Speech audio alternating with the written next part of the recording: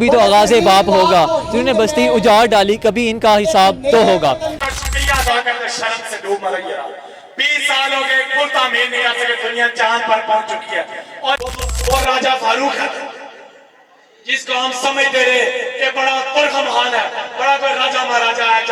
जब पाकिस्तान की national assembly में खड़े होकर कश्मीरियों की नुमाइंदगी करने की जरूरत पेश आई तो वहां पे मगरमच्छ के आंसू निकाल कर रोने लगा। शर्म करो। कश्मीर की मांगे, जम्मू पुकारे, जम्मू पुकारे, हर सभा पे आए, नारे आवाज, नारे आवाज।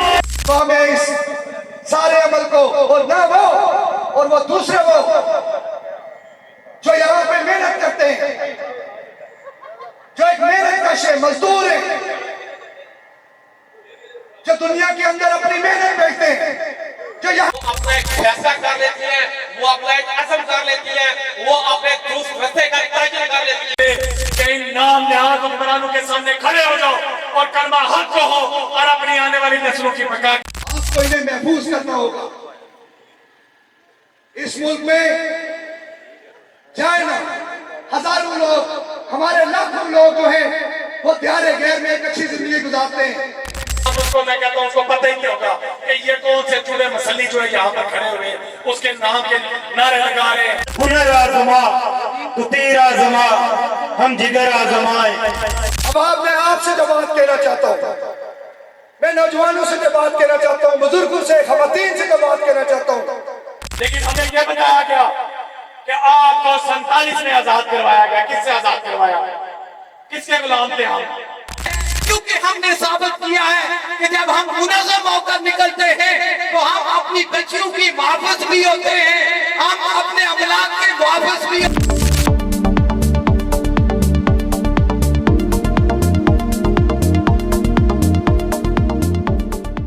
हमें से मौजूद हूँ मिगाज आजम स्टेडियम मीरपुर आज़ाद कश्मीर में। यहाँ अवामी जॉइंट एक्शन कमेटी और JKLF के ज़ेरे एहतमाम एक आज़ादी कॉन्फ्रेंस होने जा रही है।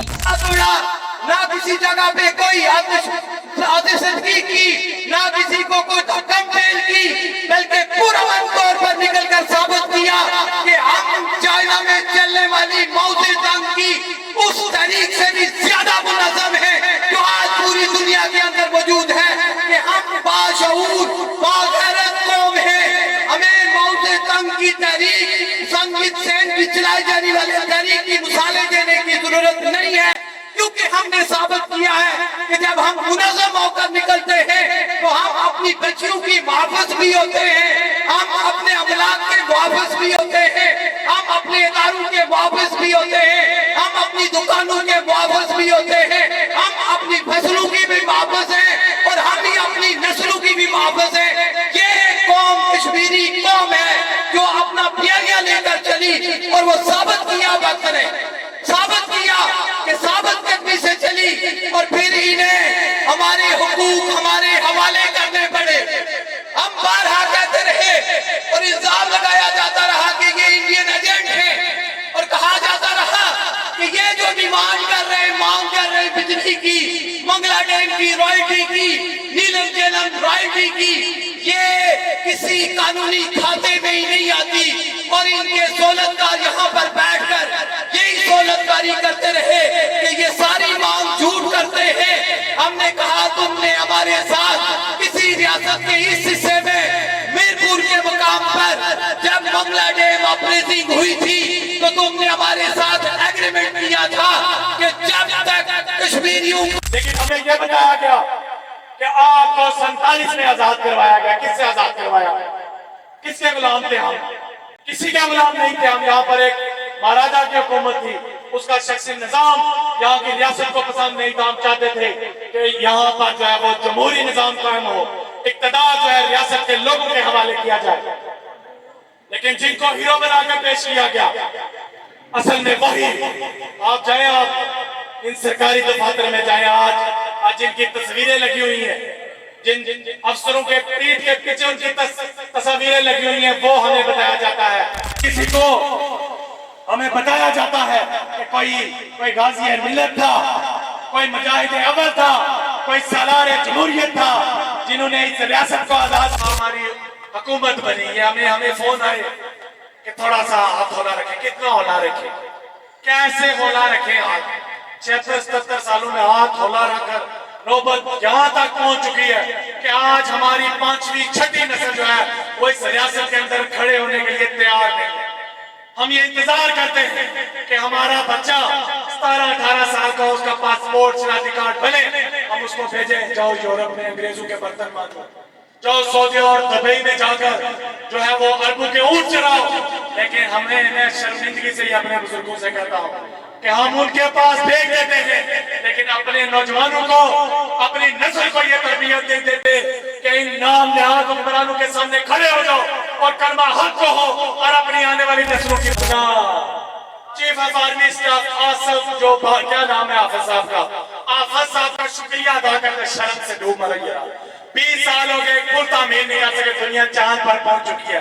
और आज जब हमने तिम्बर के डंडे के जोर पर ये सारी अपनी जो हमारी डिमांड थी वो पूरी करवाई है, तो आप जो है वो उठाने की बजाय, मैं समझता हूँ यहाँ पर नहीं उठाकर यहाँ पर रख देते हैं हमारे लोग। इनको शर्म आनी चाहिए, कंधे पर रख लेते उठाकर। इतनी बेगैरती, इतनी बेइज्जती कि चौधरी साहब के एजाज में हम जो है वो उन्होंने फंड जारी किया और चीफ ऑफ आर्मी स्टाफ, उसको मैं कहता हूँ उसको पता ही नहीं होगा कि ये कौन से चूल्हे मसली जो है यहाँ पर खड़े हुए उसके नाम के नारे लगा रहे हैं, चौधरी साहब के नाम के नारे लगा रहे हैं। शर्म का मकाम है। ये वो दौर है, सोशल मीडिया का दौर है। आज तो हर बंदा जाग चुका है, पूरी दुनिया आपकी तहरीक को सपोर्ट कर रही है, पूरी दुनिया कश्मीरियों की इस मौजूदा तहरीक से सबक हासिल कर रही है। अपनी कोई स्कीम लेने के चक्कर में, अपनी कोई टूटी नलके की सियासत के चक्कर में पूरी रियासत को दाव पे लगाया हुआ है, पूरी रियासत की गैरत को दाव पे लगाया हुआ है। और वो आखिर में मैं बात करूंगा, बहुत लंबी होगी बात, वो जिसको हमारे नेशनलिस्ट भी कहते थे कि बड़ा तुर्कमान है, वो यहाँ पे बरादरी का मसला है, इसलिए मैं उसकी बात कर रहा हूँ। लोग समझेंगे कि पता नहीं जट के खिलाफ या सरदार के खिलाफ बात तो कर ली, राजपूत के खिलाफ बात नहीं की। ऐसा मसला नहीं है हमारा बरादरी वाला मसला ही नहीं है। ये लोगों के जहनों में जो गंद है वो साफ करने के लिए हम जो बात ये करते हैं, वो राजा फारूक है जिसको हम समझते रहे कि बड़ा तुर्कमान है, बड़ा कोई राजा महाराजा है। जब पाकिस्तान की नेशनल असेंबली में खड़े होकर कश्मीरियों की नुमाइंदगी करने की जरूरत पेश आई तो वहां पे मगरमच्छ के आंसू निकाल कर रोने लगा। शर्म करो। तुम्हें हमने इसलिए भेजा वहां पर जाके कौमी गैरत का सौदा करो, वहां पे जाके तुमने दलेराना मौकफ अपनाना था। अगर रियासत जम्मू कश्मीर को मजीद किसी ने तकसीम करने की या उसको अपनी रियासतों का हिस्सा बनाने की कोशिश की तो हम पूरी रियासत के लोगों को सड़कों पर लेके आएंगे, हम लड़ेंगे और मरेंगे, लेकिन हम किसी सूरत इस रियासत को तकसीम नहीं होने देंगे। प्यासी खुश्क धरती से किया वादा निभाना है, समंदर से कोई बादल अब हमको खींच लाना है और फकत पैरा नहीं देना। हमें इन तारीख गलियों में हमें सोए हुए लोगों की किस्मत को जगाना है और हमारे जंगजू जज्बे कभी ठंडे नहीं पड़ते कि हमने फाख्ताओं को काबू से लड़ाना है। आपकी किस्मत को सोचने का मुकाम है, उसमें डॉनल्ड जो है वो इखराजात आते हैं। ये दो मुल्क क्या वजह है कि रियासत में उन अपनी अफवाज पे इखराजात इतने करते, उसके पीछे वही सारे जो मसाइल है वो है, न आग से मोहब्बत है न आग।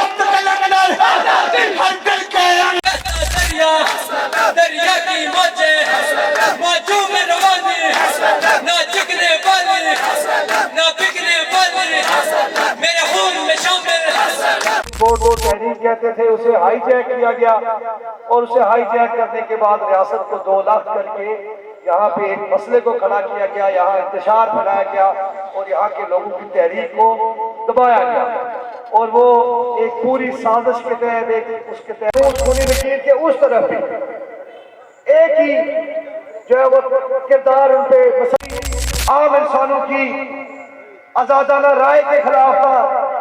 वो यहाँ के लोगों की एक पूरी जो लोग रियासत के दोनों तरफ में लोगों के ऊपर जबरी तौर पर साहब के साथी रहे, वहां से लेके यहाँ तक ये पूरा सिलसिला एक मजामत का, वहां से लेके साद अंसारी एडवोकेट तक, राजा दानिश तक ये सिलसिला मुकम्मल चलता रहा और लोगों ने जिस तरह उस तरफ मजामत की उसी तरह इस तरफ भी मजामत, आवाम ने मुसलसल मजामत को जो है वो अपना दस्तूर बनाया, अपनी जिंदगी की रूटीन बनाई और लोगों ने आज तक मसला कश्मीर को और यहाँ के लोगों की लड़ाई को न झुकने दिया न रुकने दिया। अहलियाने मीरपुर आपके लिए ये भी आजाद है कि उसी लड़ाई के तसलसल में पिछले 16 माह से इस मुल्क में एक तहरीक चल रही है जिसे बुनियादी हुकूक की तहरीक कहा जाता है। उस तहरीक में तो हमें इस सारे अमल को और वो दूसरे वो जो यहाँ पे मेहनत करते हैं, जो एक मेहनत कश मजदूर है, जो दुनिया के अंदर अपनी मेहनत बेचते हैं, जो यहाँ पे मेहनत बेचते हैं, उनके जायज हलाल कमाई के ऊपर एक डाका डलता है।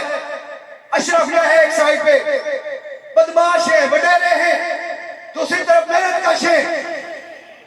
इन मेहनत कशों को ये इस खत्ते का हाल नहीं है, ये इस खत्ते का हाल नहीं है। मैं उन बेलगाम बरसरे इक़्तिदार कूतों से ये कहना चाहता हूं, इस खत्ते का ये हाल नहीं है, बिल्कुल नहीं है इस खत्ते का हाल। इस खत्ते का हाल सिर्फ एक सूरत में है और वो हल आपने 70 सालों से हमें देखा। हमारी लड़ाई कमजोर नहीं हो सकी। कल अब्दुल खालिक अंसारी था, आज और खड़े हैं, कल ये नहीं होंगे कोई और खड़ा होगा, लेकिन हमारी लड़ाई का एक सिलसिला चलता रहेगा। इन चौकों और चौराहों में ये एक हकीकत है, ये लड़ाई हम तुम्हें चैन से नहीं बैठने देंगे। यहाँ इस खत्ते का वायदल है कि कौमियतों का करो। इसके अलावा इस खत्ते में अमन का कोई रास्ता नहीं है। हर रास्ता बनाओ, जो लठुआ रवाम ब्रिज बनाने बनाओगे, तुम्हारा बाप भी बनाएगा, लेकिन तुम बनाओ। तुम समझते हो कि तुम हमारी तहरीकों को यहां तक महदूद कर दोगे।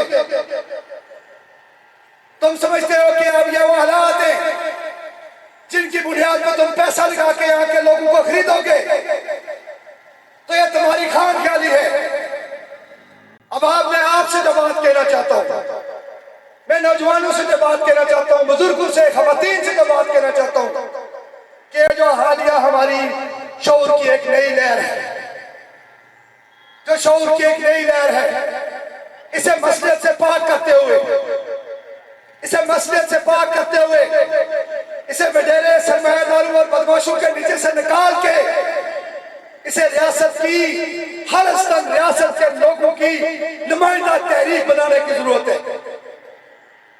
जिसके लिए आप सब लोगों को इनिशिएटिव लेना होगा। आपको वहां खड़ा होना होगा, आपको उन आवाजों के दरमियान आके खड़ा होना होगा। आपको अपनी मौजूदगी का एहसास उन सफों के अंदर आके दिलाना होगा जहां आपके हक हुकूक की बात होती रही, जहां जो है वो जुल्म और जबर के खिलाफ जो है वो चेहरे काट के भी मुस्कुराते हुए चेहरे बाहर। चेयरमैन जनाब मोहम्मद यासीन मलिक साहब की गैर कानूनी गिरफ्तारी की मुदम्मत, जोनल सदर असीर वतन और जिनको यहाँ से जबरी तौर पर आज का ये इज्तिमा ये मुतालबा करता है कि जम्मू कश्मीर लिबरेशन फ्रंट के जोनल सदर जनाब डॉक्टर तौकीर गिलानी साहब से तमाम मुकदमात का जो है वो खात्मा किया जाए।